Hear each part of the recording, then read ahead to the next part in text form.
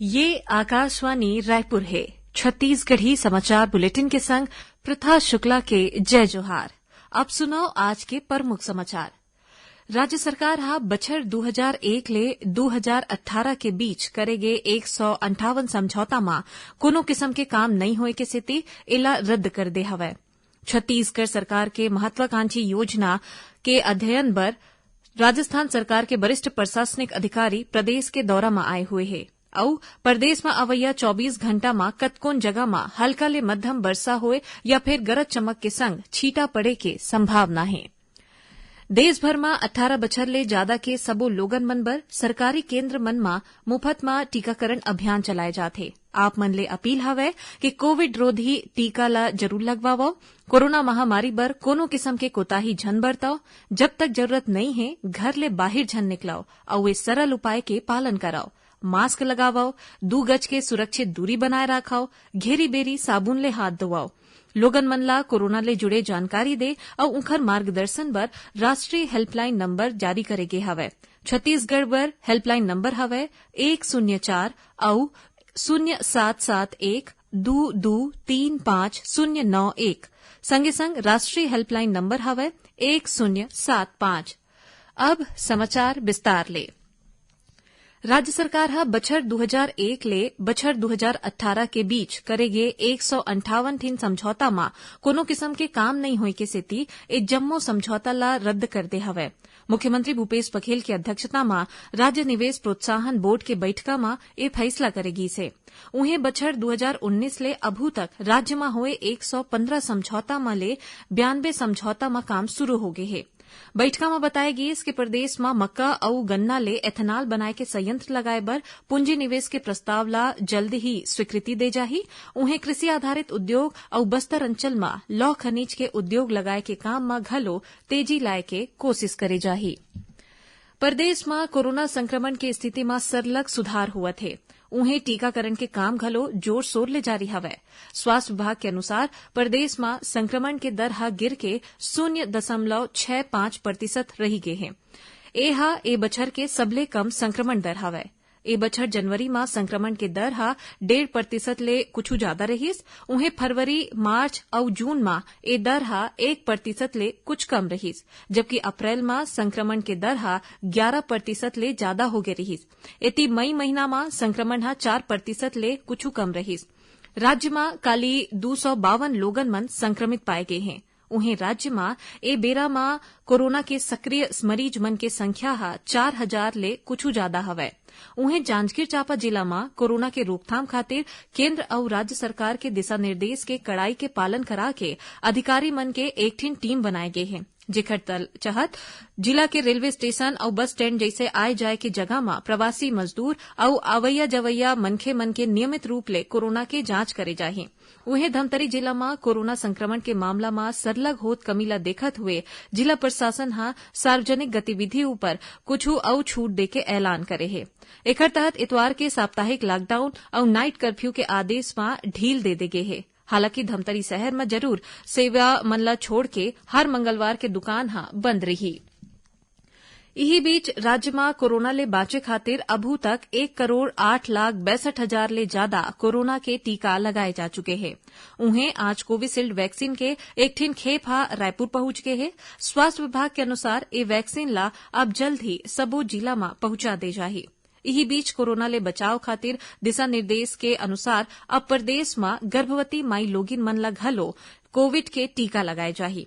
इही कड़ी में बलरामपुर जिला के मुख्य चिकित्सा अधिकारी डॉक्टर बसंत कुमार सिंह बताइन कि जिला के सबो स्वास्थ्य संस्था हा और टीकाकरण केंद्र में काम करैया स्वास्थ्यकर्मी मन ला प्रशिक्षण दे के बाद गर्भवती माई लोगिन मन ला कोरोना के टीका लगाए के काम शुरू करे जाही।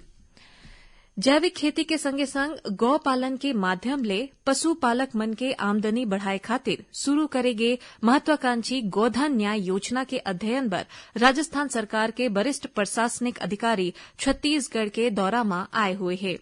मंत्रालय में कृषि सचिव डॉक्टर एम गीता, पंचायत और ग्रामीण विकास विभाग के सचिव आर प्रसन्ना और गोधन न्याय योजना के नोडल अधिकारी डॉक्टर एस भारती दासन हा राजस्थान के वरिष्ठ अधिकारी मन ला ए योजना के विषय में विस्तार ले जानकारी देन। राजस्थान के अधिकारी मन काली घलो गौधन न्याय योजना के आने आने पहलू के अध्ययन करही। छत्तीसगढ़ी समाचार बुलेटिन आप मन आकाशवाणी रायपुर ले सुनत हव। छत्तीसगढ़ के खबर ले है आपकी वास्ता और खबर के विश्वसनीयता ले है हमार वास्ता। आकाशवाणी समाचार रायपुर के प्रादेशिक समाचार बुलेटिन के संगे संग हमार समसामयिक कार्यक्रम आप रेडियो के संग अपन मोबाइल में घलो सुन सकत हव। आकाशवाणी समाचार फेसबुक, ट्विटर और यूट्यूब में घलो हावय। हमार फेसबुक पेज हरे Chhattisgarh news on AIR, Twitter handle CGAIR news और हमार यूट्यूब चैनल हरे छत्तीसगढ़ AIR न्यूज। तो अब रेडियो के संगे संग आपके मोबाइल के माध्यम ले हम आप तक पहुंचत हन। छत्तीसगढ़ के हर खबर पर सुनत रहो आकाशवाणी समाचार। अब आगू बढ़बो बाचे समाचार कोती। छत्तीसगढ़ उच्च न्यायालय हा प्रदेश के निलंबित IPS अधिकारी GP सिंह के खिलाफ में आर्थिक अपराध अन्वेषण शाखा के कार्रवाई पर रोक लगाए के संबंध में अंतरिम आवेदन पर राज्य सरकार ला एक ठे नोटिस जारी करके जवाब मांगे है। उन्हें एंटी करप्शन ब्यूरो डहार ले दर्ज करेगे आय ले ज्यादा संपत्ति और राजद्रोह के मामला में अदालत हा केस डायरी प्रस्तुत करे बर किहिन है। ये मामला के अगला सुनवाई 20 जुलाई के होवैया है। जानबा के मुताबिक एंटी करप्शन ब्यूरो हा 5 दिन अतिरिक्त पुलिस महानिदेशक GP सिंह के सरकारी आवास में छापामार कार्रवाई करत हुए आय ले ज्यादा संपत्ति अर्जित करे के मामला में दस्तावेज ला जब्त करे के बाद ओखर खिलाफ मामला दर्ज करे हैं। एकर अलावा उखर मन के घर ले डायरी के आधार में राजद्रोह के प्रकरण घलो अलग ले दर्ज करे गे है। एकर खिलाफ GP सिंह हाईकोर्ट में याचिका दायर करे हैं। मुख्यमंत्री भूपेश बघेल हा रायपुर जिला के सगुनी गांव में जहरीला खाना खाए ले बीमार होए मनखे मन के इलाज खातिर सबो जरूरी चिकित्सा सुविधा देवाए बर किहिन है। जिला के मुख्य चिकित्सा अधिकारी डॉक्टर मीरा बघेल हा बताइन है कि सबो मरीज मन खतरा ले बाहिर है और स्थिति हा नियंत्रण में हवै। गुजरात और आंध्र प्रदेश के ऊपर बने द्रोणिका के प्रभाव ले प्रदेश में अवैया 24 घंटा के बेरा आने जगह में हल्का ले मध्यम वर्षा होए या फिर गरज चमक के संग छींटा पड़े के संभावना है। उन्हें एक दो ठीन जगह में गरज चमक के संग आकाशीय बिजली गिरे के चेतावनी घलो देगे है। मौसम वैज्ञानिक मन के अनुसार तटीय गुजरात ला लेके आंध्र प्रदेश के ऊपर बने द्रोणिका के संग विदर्भ के ऊपर एक ठेन चक्री चक्रवात घलो सक्रिय हवै, जेकर असर ले प्रदेश में अवैया 2 ले 3 दिन तक वर्षा होए के स्थिति बने रहे के संभावना है। इही बीच कृषि विभाग के अधिकारी मन बताइन है कि रायपुर जिला में अभू तक 340 मिलीलीटर औसत वर्षा हो चुके हैं, जौन के पाछू 10 बछर के होए औसत वर्षा ले कहूं ज्यादा हवै।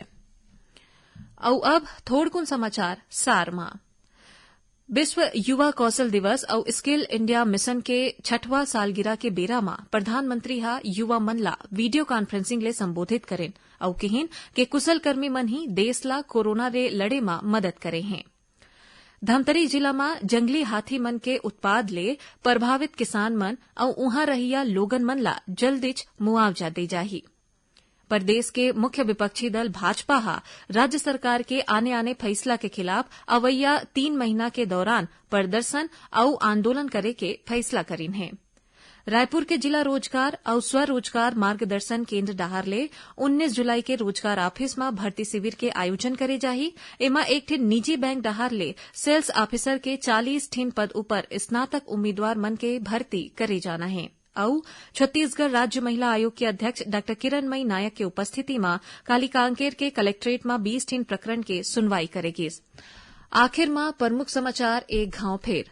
राज्य सरकार हा बछर 2001 ले 2018 के बीच करेगे 158 समझौता में कोनो किस्म के काम नहीं होए के सेते एला रद्द कर दे हवै। छत्तीसगढ़ सरकार के महत्वाकांक्षी गोधन न्याय योजना के अध्ययन पर राजस्थान सरकार के वरिष्ठ प्रशासनिक अधिकारी प्रदेश के दौरा में आए हुए है और प्रदेश में अवैया 24 घंटा में कतकोन जगह में हल्का ले मध्यम पानी होए के संभावना है। एकरे संग छत्तीसगढ़ी समाचार बुलेटिन इहे सिरावत है। जय जोहार।